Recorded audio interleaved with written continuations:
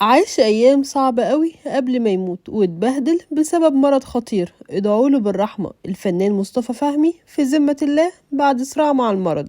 ايه المرض الصعب اللي عانى منه مصطفى فهمي وازاي اخوه حسين فهمي استقبل الخبر؟ خلينا نقول لكم في البداية ان مصطفى فهمي توفى عن عمر 83 سنة، وده بعد ما اتصاب بمرض خطير جدا. وطبعا الخبر كان صدمة لناس كتير جدا، واخوه حسين فهمي انهار لما سمع الخبر ووقع من طوله في الجونة، وجابوله دكتور فورا والفنانين كانوا حواليه بيواسوه.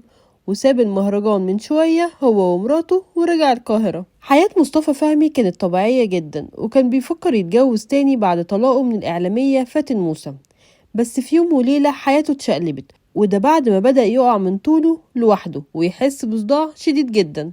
وبعد فحوصات وتحاليل ولفة على الدكاترة اكتشف ان عنده ورم في المخ، ومش ورم عادي،